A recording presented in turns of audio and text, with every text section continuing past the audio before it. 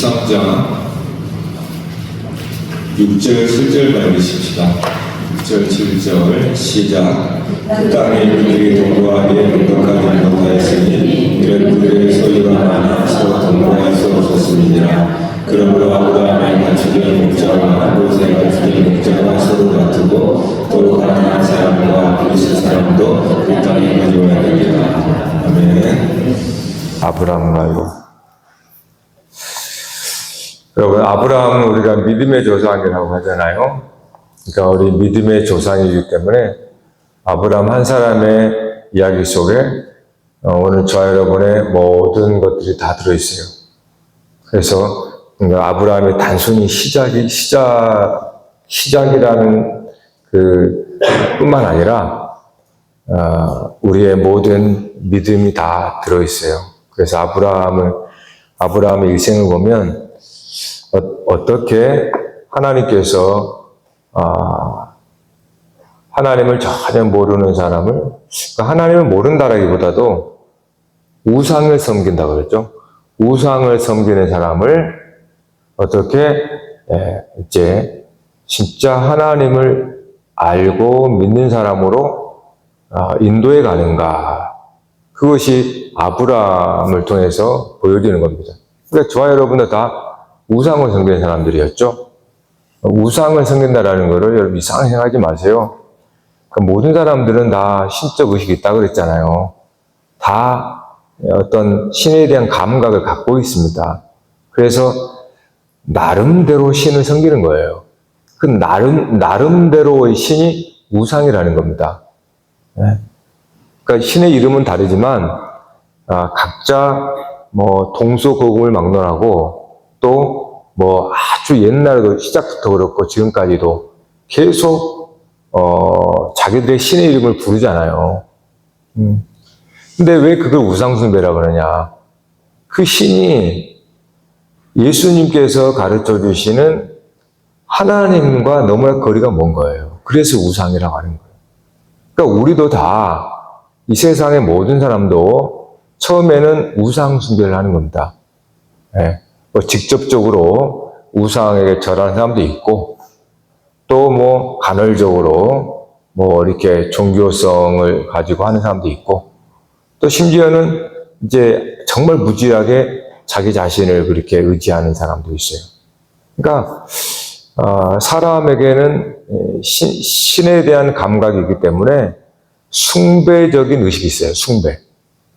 그래서 뭔가 이렇게 숭배하고자 하는 것이 안정감을 줘요. 그래서 그것이 이제 극단화되면은 심지어 사람도 섬기게 되고, 심지어 신격화하고. 이건 신격화하는 것은 사람의 본성 가운데 그 숭배적인 것들을 이용하는 거예요. 그래서 그렇게 다 휩쓸려 가는 겁니다. 그러니까 그 아브라함을 통해서 어떻게 진짜 믿음의 조상으로 세워가는지를 우리가 보게 되는 거예요. 그래서 아브라함의 일거수일투족이 사실은 상당한 상징적인 의미를 담고 있는 겁니다. 우리가 지난번에 걸쳐서 광야에 대해서 3번을 봤나요? 광야가 무엇인가? 그러니까 광야라고 하는 하나의 이 표지라고 그럴까요? 이 표지 속에서 아브라함이 어떻게 이제 뭐를 깨닫느냐, 그런 부분을 말해주잖아요. 그래서 이 광야가 뭔지를 우리가 알아야 됩니다. 광야가 뭔지를 알아야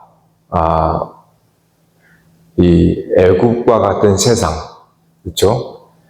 아브라함이 애굽과 같은 세상, 그것이 바로 광야거든요. 그리고 광야라고 하는 것을, 그러니까 목마르고 마른 땅이란 말이에요. 마른 땅이라는 것은 마실 물도 없고 먹을 양식이 없다라는 거예요. 그럼 여기서 마실 물과 먹을 양식이 없다라는 걸 통해서 하나님께서 아브라함에게 가르쳐 주신 것이 뭔가? 애굽이라고 하는 것이 그런 곳이에요. 세상이라고 하는 것이 마치 광야 같아요. 왜냐하면 세상에 먹을 거 천지인데 왜 이렇게 강합니까? 하고 이렇게 말할 수 있어요. 그러니까 진짜 광야가 뭐냐예요. 하나님께서 아브라함에게 이 광야라고 하는 이미지를 가지고 그게 애굽에서 엄청난 사건을 겪잖아요. 그거를 광야에 담아놓는단 말이에요. 그러면 저와 여러분이 애굽이라는 이 세상에서 목마르고 줄인 겁니다. 무엇이 없다는 거예요, 세상에는? 세상이 광야라고 그래요. 세상 위에 마른 땅이라고 그래요. 하나님의 말씀이 없다란 뜻이에요, 그래서. 하나님의 말씀이 없는 땅을 마른 땅이라고 그래요. 세상에 하나님의 말씀이 없잖아요. 세상 말 천지지. 예? 그러니까 광야라고 하는 이미지로 세상을 말하고 바다도 세상으로 비유해요. 바다는 그래서 우리가 세상이라는 바다에 떠다니는 인생의 배란 말이에요. 바다 물은 짜서 목마르잖아요. 그러니까 세상에는 마실 물이 없어요. 그리고 먹을 양식이 없다는 뜻이에요. 즉 하나님의 말씀, 하나님의 양식이 없다는 뜻이에요. 그거를 이제 기근이라는 걸 통해서 아브라함에 가르쳐 주는 겁니다. 그러니까 여러분 이 세상에 사는 여러분이 이게 광야라고 하는 것을 아셔야 한다는 거예요. 그러니까 이 광야에서는 당연히 줄이고 목마름이 있어요. 아니 양식이 천지인데 먹고 배부르지만 그 여상하니 허기져요. 사람들이 다 배고픈 양 짜증내고 그렇단 말이에요. 그러니까 증상이 비슷해요. 목마르고 줄이고 짜증내는 거지 배 많이 먹고도 짜증낸단 말이에요. 그 말은 진짜 하나님의 주신 양식을 먹지 못하니까 마치 지식의 홍수 속에 살아가지만 홍수 같은 지식이 막 쏟아지지만 이제는 AI가 돼가지고 엄청난 지식이 쏟아지지만 홍수 속에는 홍수는 마실 물이 아니에요. 홍수 가운데 마실 물이 없는 거예요. 그러니까 계속 사람들은 이 문명화 사회에도 여전히 목마르고 줄인 겁니다. 그러니까 성경은 전혀 틀리지 않아요. 성경은 광야라 그래요. 세상을. 그러니까 우리가 성경을 통해서 진짜 하나님께서 광야가 뭔지를 알아야 된단 말이에요. 그래야 이 세상이 뭔지를 알고 거기서 살 길을 찾지. 이 세상이 광야인지도 모르고 그러니까 먹을 거 천지인 줄 알고 그렇게 살다 보니 진짜 이 피골이 상접한 이 영혼은 완전히 메말라가지고 이 갓난아이처럼 이 살부착도 없는 피덩이처럼 있는 거란 말이에요. 네? 그러니까 하나님께서 저와 여러분을 택하여서 아브라함 통해서 이제 교훈을 주는 겁니다. 그래서 우리가 이 세상에 내가 어떻게 살아가야 할까를 지침이 되는 거란 말이에요. 자, 그래서 오늘 우리가 아브라함의 이야기를 통해 또 한번 생각해 볼 거는 아브라함이 애굽에 가서 네게부 광야를 지나서 이제 가나안 땅에 왔습니다. 이게 13장이에요. 근데 2절에 한번 봐볼까요? 2절. 2절 같이 읽읍시다. 시작. 예. 자, 지금 아브라함이 가나안 땅에 다시 들어왔는데 가축과 은금이 풍부했다라고 하잖아요. 그럼 이거 어디서 난 거예요? 애굽에서 가져온 거죠. 애굽에서 바로에게 받은 거지 않습니까? 그러니까 애굽에서 먹을 게 없어서 가나안 땅에 기근이 들자 애굽으로 내려갔단 말이에요. 거기서 사실은 이 가축과 이 종과 이 금은 보화를 가지고 간 거예요. 우리 같으면 이상하잖아요. 아브라함이 정말 깨달았으면 다 버리고 와야 되는 건데, 근데 가나안 땅에 금은 보화 가축들이 그대로 있다라고 말하는 거예요. 여기서 우리에게 주는 이제 교훈이 있는 겁니다. 오늘 이 부분을 우리가 좀 생각해 보려고 그래요. 아브라함이 지금 가나안 땅에 있는데 그가 가진 소유물이 뭔가 하는 거예요. 이 소유물을 통해서 무엇을 가르쳐 주시는가? 이 소유물, 이 소유, 재물, 소유잖아요. 이 소유물의 본질을 말하는 겁니다. 네. 그러니까 물질 자체를 말하는 건 아니고 아브라함이 이 물질, 이 소유를 어떻게 얻게 되었냐라는 거예요. 이게 중요해요. 아브라함이 가나안 땅에서 기근이 먹을 게 없어서 내려갔단 말이에요. 애굽으로, 가나안 땅에서. 그 애굽에서 그가 소유를 풍부하게 얻고 돌아왔습니다. 그러니까 부자가 된 거예요. 애굽의 바로 왕이니까 뭐 지참금으로 얼마나 좋겠어요. 근데 그가 소유를 얻은 그 이유가 뭐였냐면 그 아내 사레를 바로에게 넘겨준 겁니다. 사레가 아리따우니까 누이라 속이고 바로가 진짜 그런 줄 알고 취한 거잖아요. 그러니까 그 당시의 전통에 따라서 보호자인 누이라 그랬으니까 오빠에게 지참금을 준 거예요. 우리가 봤잖아요. 그러니까 아브라함은 사라를 팔아 넘기고 그 대가로 받은 거예요. 그러니까 그게 소유물이에요. 그게 물질이니까. 자, 우리는 아마 이야기를 보면서 나는 아브라함처럼 그렇게 도덕적으로 나쁜 방법으로 돈을 벌지 않았는데 라고 여러분 나와 상관없다라고 생각할지 몰라요. 근데 이 사건 속에 참 의미가 뭔가? 여러분, 아브라함이 이 소유를 많이 얻은 부자가 되었잖아요. 그 재물의 출처가 사라를 넘겨주고 대가로 받은 거예요. 그러면 사라를 넘겨줬다는 것은 무엇을 말합니까? 하나님의 약속이죠. 사라는 약속의 통로예요. 돕는 배필이에요. 즉, 하나님이 아브라함에게 자손을 주겠다 그랬으니까 자녀가 없잖아요. 자손을 주겠다라는 약속을 했단 말이에요. 사라를 통해서 와야 돼요. 근데 사라를 바로에게 넘겨줘 버리고 그 대가로 재물을 얻은 겁니다. 그러면 이 재물이 무슨 말하는 거예요? 하나님의 약속을 저버리고 하나님의 약속을 포기하고 재물을 얻은 겁니다. 하나님의 약속과 재물을 바꿔버린 거예요. 그러니까 단순히 재물이 아니고 이 재물의 본질을 말하는 겁니다. 이 재물이 어떻게 아브라함이 취하게 됐냐? 그냥 얻은 게 아니에요. 분명히 성경은 아브라함이 사라를 넘겨주고 대가를 받은 거예요. 따라서 사라라고 하는 이 아내는 약속의 통로라는 겁니다. 그러니까 약속을 재물로 바꿔버린 거예요. 이게 우리가 모든 사람들이 갖고 있는 재물의 출처입니다. 그러니까 이거를 모르니까 세상은 어떻게 돼요? 재물이 많은 거를 자랑스럽게 여기는 거예요.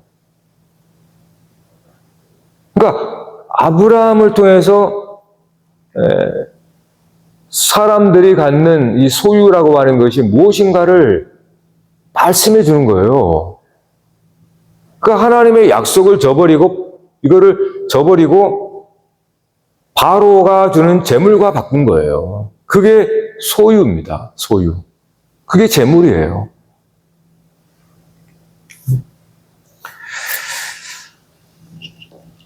그러니까 하나님의 약속은 생명의 약속이거든요. 그러니까 하나님의 약속은 자손, 생명이란 말이에요. 하나님의 약속은 생명. 하나님의 약속을 생명을 보장하는 안전보장으로 여기지 못하고 재물을 자기 목숨을 보호하는 안전자산으로 바꿔버린 거예요.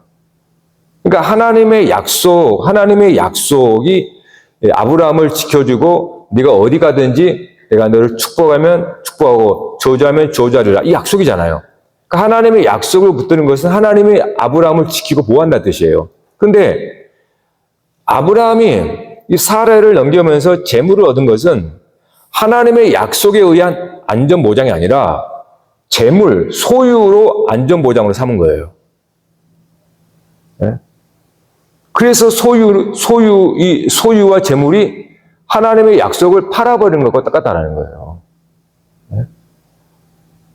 그러니까 하나님께서, 아브라함이 자기 목숨을 위해서 아내를 누이라고 속였잖아요. 결국은 자기 생명을 보존하는 거예요. 무엇이 우리의 생명을 지켜주는 안전장치냐 그 말이에요. 하나님의 약속이거든요.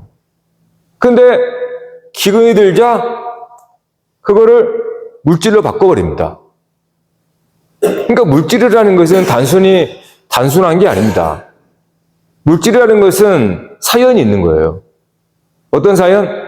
하나님의 나를 지켜주시고 나의 생명을 지켜주시는 그 약속을 내가 저버린 거예요. 저버리고 물질을 가지고 나를 지켜주는 안전자산을 삼는 겁니다. 이게 아브라함이 가나안 땅에 왔지만 은과 금 풍부한 게 있다는 이유예요. 오늘 이것은 이 세상의 모든 우리들의 이야기를 하고 있는 겁니다. 이 세상 사람들은 다 애굽의 재물을 얻으려고 바로의 종되어 있는 사람들이에요. 세상의 종이라고 그러죠. 지금 일어나는 저쪽의 전쟁도 다 뭡니까? 경제와 같은 다 연관되죠. 다 돈과 연관돼요, 다. 옛날에는 땅덩어리였지만 이제는 이제 광물이나 자원이나 석유나 이런 걸로 바뀐 것 뿐이에요. 다 돈 때문에 일어나는 거예요. 물질 때문에. 물질 때문에 전쟁도 불사하죠. 지금 그게 다른 거예요, 사실은. 아주 노골적으로. 그러고 나서 어떤 일이 벌어집니까? 아브라함이 그 애굽에서 그가 하나님을 보게 됐다고 그럴까요? 뭔가 깨달은 거죠. 부끄러움이 있다고 그랬잖아요. 하나님께서 개입하셔서 사라를 다시 지켜줬잖아요. 아브라함은 한 거 아무것도 없어요. 입을 꼭 다물고 있어요. 한마디도 안 나와요. 부끄러워서. 그래서 아브라함이 가나안 땅에 왔는데 어떤 일이 벌어지냐. 애굽에서 가지고 온 금은 보화로 인해서 문제가 발생합니다. 그것이 조카 롯과 다툼이에요. 그러니까 애굽에서 가져온 소유는 반드시 문제를 야기하는 원인이 됩니다. 세상의 모든 싸움과 다툼의 원인은 뭡니까? 결국은 소유물이에요. 재물이라는 거예요. 그러니까 이 세상에 사실 단순해요, 사실은. 그 더 많은 재물을 얻기 위해서, 그 빼앗기 위해 싸우는 거예요. 그러니까 아브라함도, 아브라함의 재산과 롯의 재산은 어디서 왔겠어요? 당연히 애굽에서 가져온 거잖아요. 애굽에서 받은 거죠. 같이 갔으니까. 그러니까 그 둘의 이 재산이 서로 이제 종들이 서로 싸우는 거예요. 그러니까 결국은 이제 헤어지게 되는 거죠. 이것이 아브라함의 믿음의 결단인 겁니다. 그러니까 롯이라고 하는 거는 사실은 아브라함의 마지막까지 버리지 못하는 어떤 그거예요, 그거. 마지막까지 버리지 못하는 무엇이에요. 왜냐하면 하나님께서 아브라함 부를 때 갈대 우리에서 너 본토 친척 아비집을 떠나. 이거는 모든 것을 버리고 떠나 이 말이거든요. 그런데 아브라함은 조카 롯을 같이 데리고 왔어요. 이것이 결국은 뭐였습니까? 아브라함 속에 있는 어떤 소유욕, 그러니까 아브라함 안에 있는 어떤 그러한 옛사람이라고 볼까요? 그런 소유욕이 롯으로 나오는 거예요. 그래서 롯을 끊어버리는 겁니다. 애굽에서 그러한 부끄러움을 통해서 깨닫고 나서 아브라함은 롯과 인연을 끊어버려요. 이것이 아브라함 결단인 겁니다. 이렇게 할 수 있었던 것은 애굽에서의 일 때문에. 애굽에서 그가 아내를 팔고 재물을 얻고 하나님 앞에 부끄러움을 당하고 거기서 아브라함이 깨달은 거예요. 그래서 돌아와서는 헤어진 겁니다. 이거는 아브라함에게 있었던 그러한 물질이라고 하는 우상숭배의 특 때문에 그것을 끊어내는 것 같아요. 이건 롯은 친척이잖아요. 그러니까 우리의 살과 피와 같은 거예요. 물질이라는 것은. 그거를 끊어내는 거예요.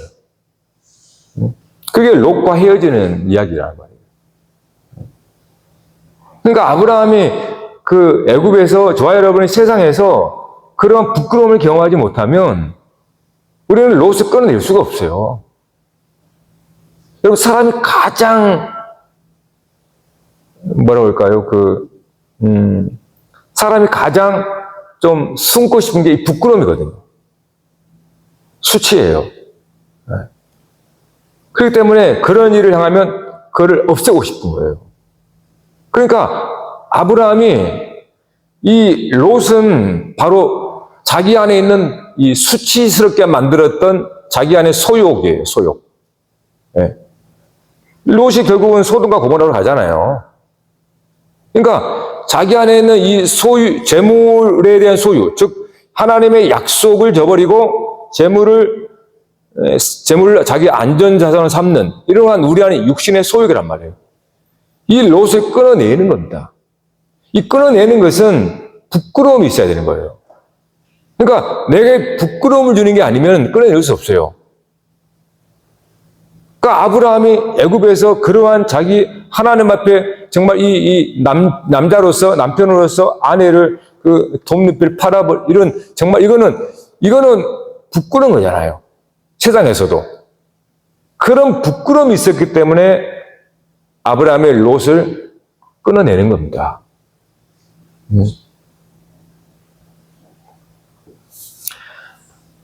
결국은 이제 이스라엘 통해서 이제 그 일이 나타나요. 그래서 하나님은 아브라함을 어떤 존재로 만들어 갈 것인가? 그러니까 아브라함이 어떤 존재로 만들어 가려면 먼저 너 자신을 알아야 되거든요. 아브라함이 어떤 존재인지. 그래서 너는 이로와 같은 자야. 하나님의 약속을 믿는다 했지만 기근이 들자 바로 그냥 세상에 가서 세상 임금이 주는 금은보화와 바꿔버리는 이게 너 자신인 거야. 이렇게 자기 자신의 부끄러움을 깨닫는 사람이 회복이 되는 겁니다. 아, 나의 방식과 내가 생각했던 것과 내가 우르 땅에서 배웠던 것들이 정말 부질없구나. 오히려 그걸 하나님의 약속 앞에 참 부끄러운 것이구나. 그걸 깨달을 때 그런 롯과 헤어지게 되는 겁니다. 이거는 이제 출애굽기에서 더 구체화됩니다. 그러니까 아브라함의 이야기는 아브라함만의 이야기 아니에요. 그래서 이 아브라함의 이야기가 이제 출애굽기에서 구체가 됩니다. 출애굽기 12장 한번 띄워줘 볼래요? 같이 시작.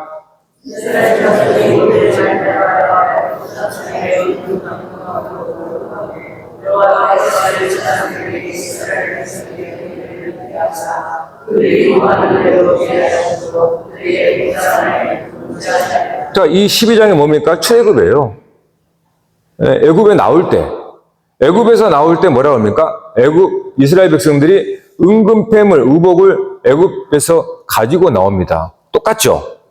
아브라함이 애굽에서 바로에게 금은보화를 가지고 나온 것처럼 이제 다시 이게 갱신되는 겁니다. 즉 계시가 더 밝혀 드러나는 거예요. 이스라엘 백성이 애굽에서 나올 때 애굽의 그 은금패물, 의복 이런 것들을 다 가지고 나오는 겁니다.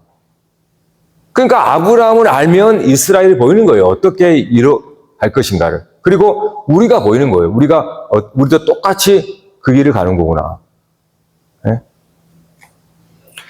그런데 우리가 출애굽기를 지난번에 아주 긴 시간 봤잖아요.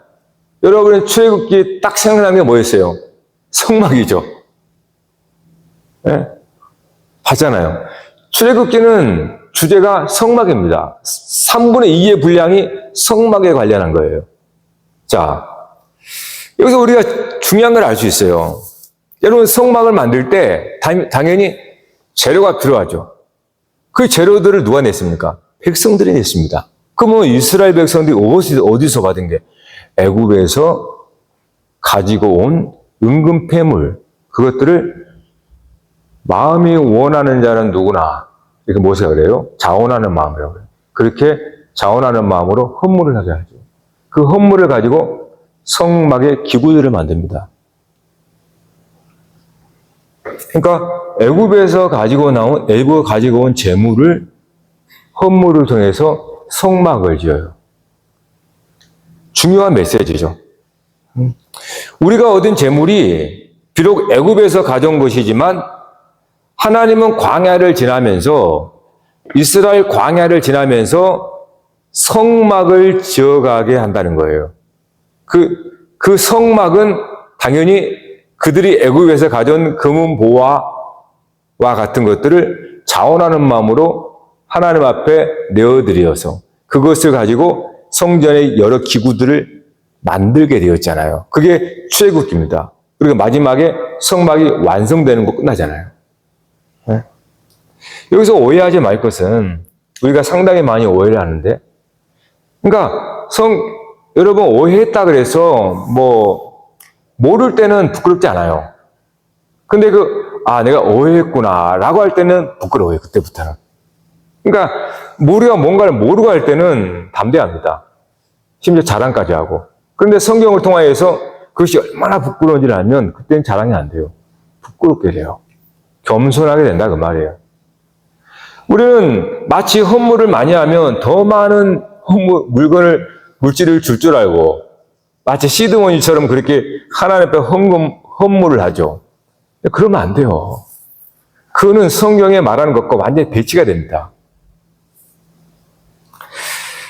자기의 소유물을 성전을 짓기 위해서 헌물로 내어드리죠. 그러면 자기의 소유는 점점 더 줄어들죠. 네? 자기가 애굽에서 가져온 게 있었는데 성막을 짓기 위해서 그걸 헌물했다면 당연히 자기의 소유물은 줄어드는 거예요. 다만 그거를 느끼지 못하죠. 어떻게 해요? 자기가 드린 헌물이 없어지는 게 아니라 하나님의 성막으로 보이니까 그것이 훨씬 더 영광스럽고 훨씬 더 가치 있고 훨씬 더 거룩한 것으로 자기에게 주어지기 때문에 전혀 내 소유가 주는 것에 있어서 아까워하거나 미련이 없습니다. 여러분 이걸 아셔야 됩니다. 왜 하나님께서 성막을 만들겠습니까? 자기들의 자원하는 헌물을 통해서 성막을 만듭니다. 자기의 것이 사실은 드려져서 자기의 소유는 줄어드는 겁니다. 그러나 상대적으로 그걸 통해서 하나님의 성막이 지어지는 거예요. 그것에 대한 가치와 영광을 할 때 그는 자원함이 되는 거예요. 즉, 보이는 것을 통해서 보이지 않는 성막을 짓는 겁니다. 믿음으로. 그러니까 믿음이 없이는 할 수가 없어요. 왜냐하면 하나님의 성전은 보이지 않습니다. 보이는 재물을 드림으로 보이지 않는 성전을 이루어가는 거예요. 따라서 믿음이 없이는 보이지 않는 것을 보지 못하기 때문에 이건 할 수가 없어요. 왜냐하면 줄어들거든요. 줄어든 것만 보이니까. 실제로. 내가 드리는 소유는 보이는 거고 하나님의 성막은 보이지 않게 지어지거든요. 그러니까 믿음이 없이는 내 소유에 줄어드는 것만 보기 때문에 할 수가 없습니다. 근데 믿음의 눈으로 이 헌물이 없어지는 게 아니라 하나님의 성막을 짓는 모습으로 완성되어 가는 것을 본 사람은 오히려 더 영광스럽고 더 기쁩니다. 그걸 볼 수 있기 때문에.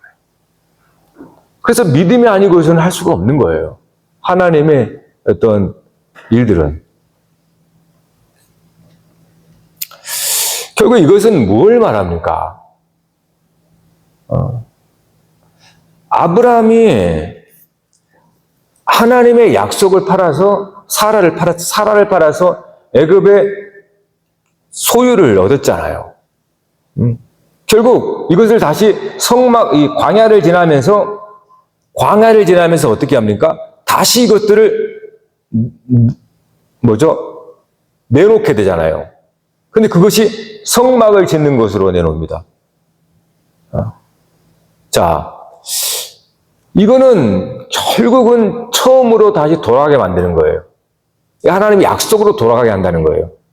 하나님의 약속으로 돌아가게 하는 겁니다. 즉, 하나님께서 아브라함을 갈대아 우르에서 부를 때 너는 너희 본토 친척 아비집을 떠나라 그랬어요. 즉, 그는 아무것도 갖고 오지 마라 이 말이에요. 다 버리고 오직 하나, 오직 한 가지만 붙들고 나오라 그럽니다. 하나님의 약속이에요. 하나님의 약속만 붙들고 그는 이 본토 친척 아비집에서 물론 뺑 놀았지만 결국 나왔어요.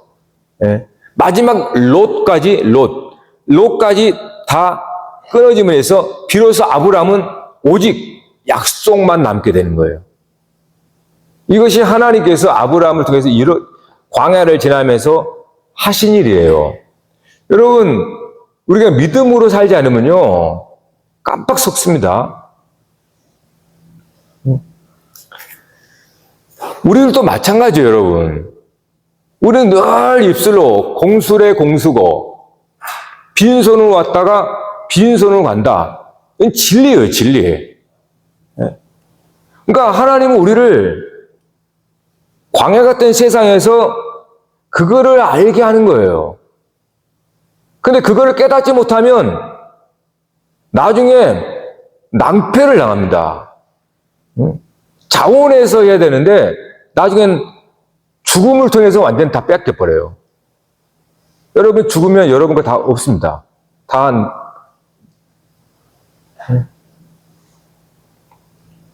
그게 하나님께서 우리에게 보이신 거예요. 아브라함을 통해. 그러니까 그게 아브라함이 처음에 불렀을 때 약속만 붙들고 와라 이런단 말이에요. 근데 그가 좀 삶이 어려우니까 애굽 가서 이걸 바꿔버려요.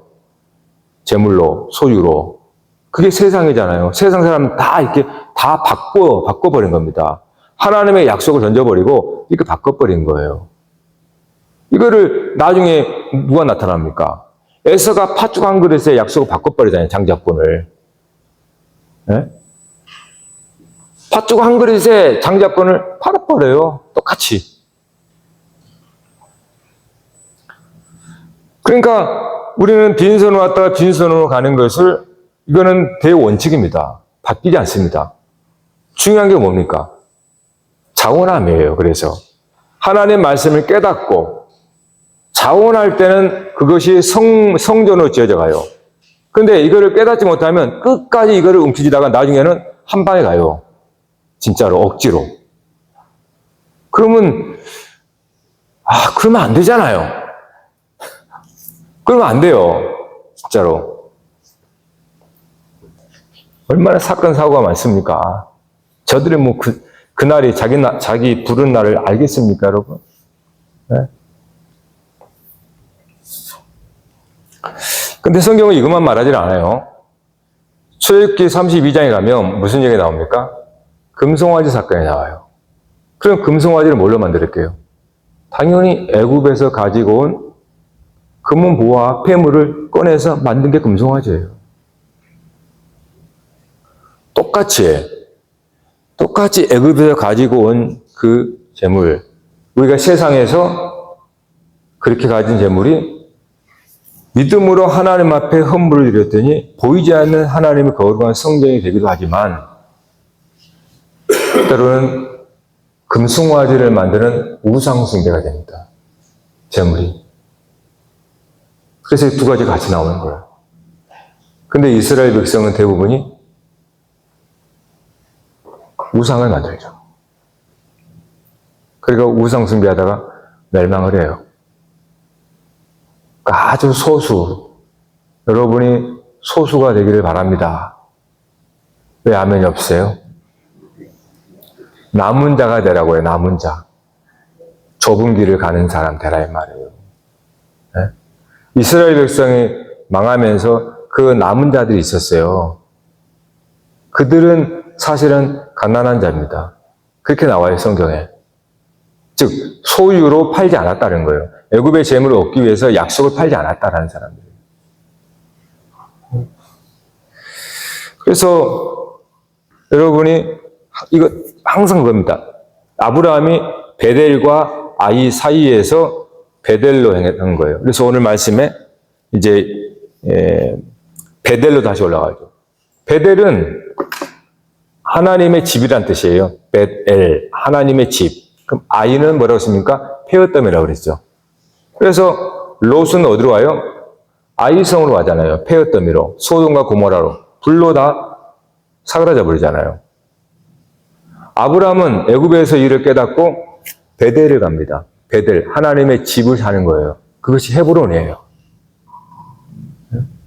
그러니까 우리가 세상에서 같이 왔단 말이에요. 근데 누군가는 하나님의 집을 짓는가 하면 하나님은 폐허가 될 흙덤의 집을 짓고 있다는 거예요. 그를 예수님이 산상수훈에서는 뭐라고 그래요? 반석 위에 지은 집, 모래 위에 세운 집. 반석 위에 지은 집이라는 것은 말씀의 반석. 네. 말씀을 듣고 행하는 자라야 네. 반석 위에 집을 짓고 말씀을 듣고 행하지 않으면 마치 모래 위에 짓는 집과 같다는 거예요. 그래서 풍파가 치면 그냥 폐허가 되어버려요. 그래서 사도 바울은 자기 말로 이렇게 이제 얘기를 합니다. 고린도전서 한번 뜯어볼까요? 시작.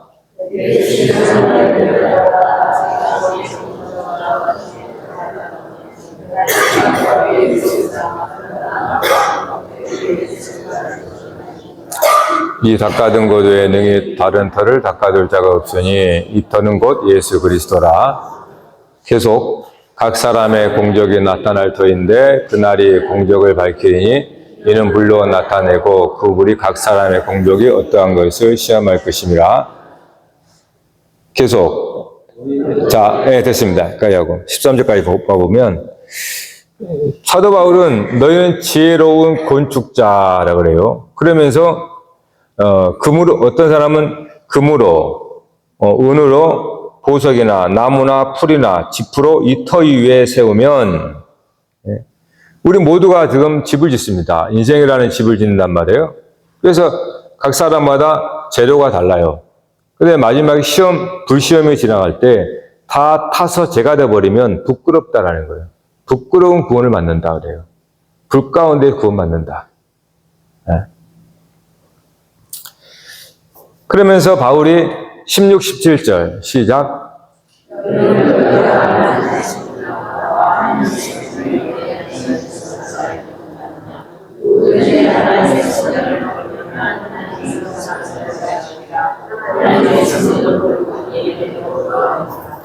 지혜로운 건축자 얘기하면서 이 얘기를 하고 있는 거예요. 너희는 하나님의 성전이지 않냐. 그럼 하나님의 성전은 하나님의 방식으로 지어야 한단 말이에요. 그런데 만일에 그렇지 않으면 멸시하면 멸하시리라 이렇게 나와요. 네? 여러분 우리가 하나님의 성전이라고 그러잖아요. 그러면 여러분은 무엇으로 짓습니까? 만일에 우리 어린아이들이나 우리 학생 젊은이들이 이 말씀을 안다면 세상에서 말하는 금수저니 흙수저니 무수저니 아무런 의미가 없어요. 믿음으로 집이 뭔지를 깨닫지를 못하니까 금수저니 은수저니 흙수저니 그렇게 재료 탓을 하는 거지. 네? 그러니까 하나님께서 우리에게 광야를 지나면서 성전이 되어가는 거거든요. 하나님의 성전으로 되어가는 이 광야인데 이 세상에서 어떻게 우리가 살아야 되겠느냐. 진짜로 하나님의 약속으로만 산다. 이 말은 무슨 말입니까? 하나님의 약속은 여러분 뭡니까? 여러분 하나님의 아들, 딸이라는 거죠. 자손. 그러니까 자녀란 뜻이에요. 하나님의 약속은 저와 여러분이 하나님의 자손이다라는 거예요. 그러면 하나님은 누가 되세요? 아버지가 되는 거예요. 이것으로만 살라는 거예요. 그러면 다 된 거잖아요. 아버지가 있으면 되는 거 아니에요? 아버지는 나의 모든 것인데, 나의 모든 배경이고, 내가 있게 한 것이고, 내가 존재하게 한 분이고, 뿐만 아니라 나를 섭리, 보호하시고, 나에게 상속도 주시는, 그러니까 아버지만 있으면 되는 거예요. 이게 하나님의 약속이었던 거예요. 그러니까 하나님께서 자손을 주리라 그 말은 네가 하나님의 자손, 하나님의 아들, 딸이 되라 이 말이에요. 아들, 딸이 되면은 나는 너의 아버지가 된다. 이것이 하나님께서 주신 약속입니다. 그러니까 우리는 하나님께서 나의 아버지가, 이걸 예수님이 그대로 말하는 거예요. 그래서 아버지, 예수님 아버지, 하나님의 아들, 이걸 충분했다는 거예요. 예수님은. 그러니까 오늘 우리가 하나님의 이 약속을 믿느냐 하는 거예요. 악한 부모라도요, 자식이 떡을 달라면 돈 안 줍니다. 악한 부모라도 좋은 걸 줘요. 하물며 하나님 아버지께서 돌을 달라고 해서 하나님은 떡을 주세요. 아버지는. 우리가 잘못 구해도 좋은 걸 주신단 말이에요. 잘못 구한 거 그대로 안 주세요, 하나님은. 왜냐하면 여러분 주겠습니까? 그러니까 하나님은 자식에게 좋은 걸 주는 거예요. 우리도 그렇게 하는데 하나님 아버지는. 이게 다예요. 하나님을 나의 아버지로 삼느냐, 진짜로. 그러면 우리는 아들, 딸이라는 거예요. 물론 우리가 자라면서 우리 육신의 부모와 자녀 관계가 원만하지 않을 수 있습니다. 그래서 못 믿을 수도 있어요. 심지어는 고아될 수 있습니다. 또 버림받을 수 있어요. 부모로부터. 그러나 말씀을 통해서 이제는 하나님을 진짜로 나의 한 분 아버지로 내가 믿어진다면 나는 그의 자동적인 아들과 딸이라는 뜻이에요. 그러면 다 되는 겁니다. 왜냐하면 하나님께서 모든 만물의 주인이시고 창조주신데 그분이 나를 낳으셨는데 하나님께서 우리를 방치하고 우리를 우리 사람들처럼 그렇게 하면 버립니까? 구약에서는 나는 너희 하나님 되고 너는 내 백성이 되라 이렇게 말했습니다. 마치 군신관계처럼 왕과 백성들처럼 왕이 백성이에요. 그 당시에도 나라님 그러잖아요. 동일체란 말이에요. 그러니까 신약에서는 이제 아예 아버지와 아들로 얘기하는 겁니다. 이거보다 가까운 건 없거든요, 사실은. 그러니까 이것이 믿음이에요. 하나님의 주신 약속이 이겁니다. 그러니까 아브라함이 이 약속, 너는 내 아들이야. 이 약속을 붙들고 믿었어야 돼요. 네가 가나안 땅에 있어서 기근이 들지만 너는 내 아들이야 라고 하는 하나님의 약속이거든요. 그럼 만일에 이 아들을 굶어 죽도록 아버지가 만약 그렇게 한다면 그러면 아버지가 얼마나 부럽겠어요. 아버지 얼굴이. 자식을 죽이냐고요. 아버지가. 그러니까 그 약속을 붙들고 있는 사람 있느냐? 그렇지 않느냐? 근데 우리는 대부분이 하나님은 보이지 않으니까 하나님을 몰랐으니까 하나님을 대치시키는 물질을 세우는 거예요.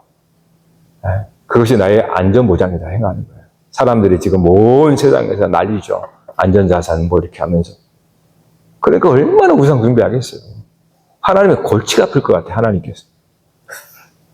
하나님의 자녀인데 썩을 피조물 가운데 우상으로 삼고 거기에 절하고 지폐에 그림이 있는 걸 좋아하고 동전의 그 형상들을 얼마나 하나님께서 배기 싫겠습니까? 그러니까 하나님께서 예수님을 통하여서 진짜 너희 하나님 누구냐?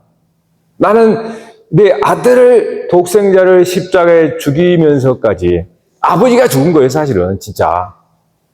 그렇게까지 내가 너를 사랑한다는 거예요. 더 무엇으로 내가 너를 사랑한다는 것을 보여줄까? 무엇으로? 그러니까 우리의 믿음이 항상 여기에서 간격 때문에 벌어지는 겁니다. 하나님 아버지를 믿을 수가 없는 거예요. 당장 내가 손에 쥐고 있는 이것이 더 가깝다란 말이에요. 그것이 오늘 우리들의 현실입니다. 그래서 하나님 앞에 우리가 또 사실 볼 면목이 없죠. 그러나 믿음을 가지고 나가는 겁니다. 하나님, 작년보다 올해 좀 더 주님을 더 믿을 수 있게 해주세요. 하나님을 더 의지하게 해주세요. 내가 세상에서 얻은 그런 것보다도 하나님을 의지하게 해주세요. 그러려면 반드시 여러분의 것들이 자원함으로 드려야 됩니다. 그렇지 않으면 거짓말이에요.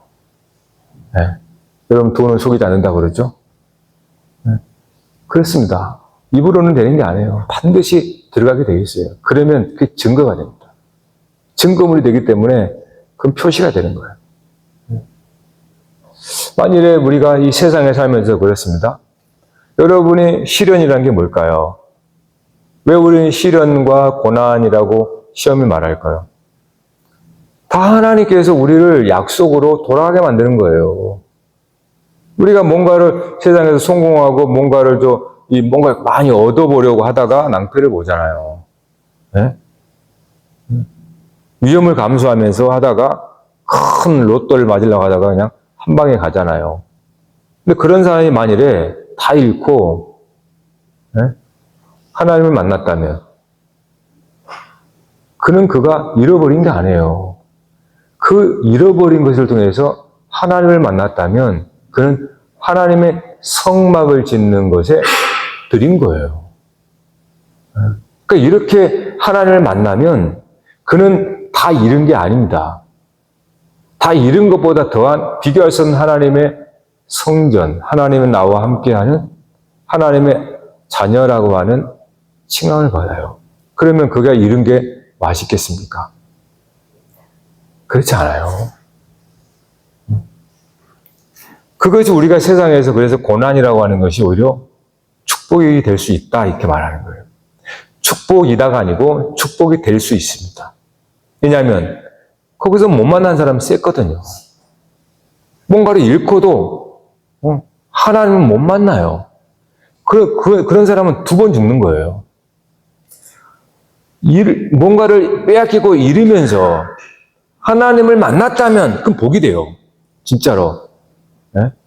그런데 그러지도 못하면 진짜로 불쌍한 사람이 된단 말이에요. 비참하잖아요. 뭔가를 내가 세상 살면서 이 힘을 내서 막 때로는 이 양심도 속이면서 이렇게 해서 얻어냈단 말이에요. 근데 그거 가지고 잃었어요. 그랬을 때 그걸 통해서 하나님을 만났다면 굉장히 복받은 거잖아요. 그런데도 마음이 굳어져서 하나님을 못 만나는 사람도 많습니다. 낭패를 보는 거예요, 마지막까지. 여러분의 소유는 하나님이냐, 하나님의 아들로 사느냐, 하나님의 자녀로 사느냐, 아니면 이 소유로 사느냐, 이거예요. 소유가 전혀 필요 없다는 게 아닙니다, 여러분. 절대 오해하면 안 돼요. 네? 그러니까 하나님의 자녀가 나로서 사느냐, 아니면 이 소유의 가치가 나라고 생각하느냐 이 말이에요. 여러분이 아무것도 가진 게 없어도 나는 이 존재 자체로 귀한 자, 하나님의 아들, 딸이라고 하는 이 소중함을 여러분이 갖고 있냐 그 말이에요. 그게 여러분의 됨됨이에요. 그러니까 아무것도 갖지 않은 정말 나의 이 모습 그대로라도 나는 부끄러워하지 않고 하나님의 자녀됨을 내가 자랑스러워할 수 있나 이 말이에요. 아니면은 내가 걸치고 있는, 내가 갖고 있는 이런 소유 때문에 내가 어깨를 숙이고 그렇게 사느냐. 그럼 그걸 소유가 없어버리면 그는 완전 쪼그라들어 버리죠. 그거는 나중에 무너진단 말이에요. 폐허가 된단 말이에요. 그렇게 되면. 그래서 예수님이 나그네처럼 산 거 뭡니까? 아무것도 가진 게 없어요. 배경이 없습니다. 그러면 아버지 하나님으로 말미암아 그런 사실은 뭡니까? 굳건히 섰던 거예요. 그러니까 모든 사람들이 뭡니까? 다 하나님이 주시는 형제 자매 보물이었던 겁니다. 여러분, 육신의 관계를 끊는다 그래서 관계가 사라지는 게 아니에요. 영적 관계로 다시 재탄생하는 겁니다. 그래서 예수님께서 뭐라고 그래요? 어머니와 형제와 자매와 아내와 전토를 벌인 자는 현세에서 100배를 받고 이렇게 말하잖아요. 그러니까 이 세상에서의 이 모든 게 다 나의 소유거든요. 부모도 내 소유예요. 예, 자식도 내 소유, 물질도 소유, 전토. 그래서 너의 본토, 친척, 아비집을 떠나. 이것은 우리가 이 세상에 나를 서 있게 만드는 모든 거예요. 이게 다 모든 나의 소유란 말이에요. 보이는 거, 보이지 않는 거 다. 이것들을 다 버리라는 거예요. 그래서 그러면 버려지면 어떻게 됩니까? 새로운 관계로 만들어집니다. 진짜 하나님 안에서 형제 자매로 다시 만들어져요. 그래서 100배를 얻는다 이렇게 말하는 거예요. 네? 여러분, 아브라함을 통해서 저와 여러분이 이 세상에 왜 사는지, 그리고 아브라함이 부끄러움이 곧 나의 부끄러움이라는 걸 아셔야 되고요. 내가 아브라함처럼 부끄러워하지 않으면요, 나는 아내를 팔지 않았는데 그걸 그렇게 본 사람은 평생 못 갑니다. 그것이 하나님의 약속을 저버렸다라는 것으로 이해됩니다. 그것이 하나님의 궁극적인 말씀이니까. 약속을 포기해버린 거예요. 약속을 나의 지킴이가 아니라 물질이 나의 지킴으로 삼아버리는 거예요. 이게 아브라함이 애굽에서 광야에서 겪는 겁니다. 그러니까 저와 여러분도 이거를 겪게 돼 있어요. 그러니까 아브라함 얘기를 면밀히 주시하면서 묵상하면서 그 속에서 진짜로 우리가 하나님의 거룩한 성전을 지어가도록 여러분의 믿음으로 세야 한단 말입니다. 할렐루야!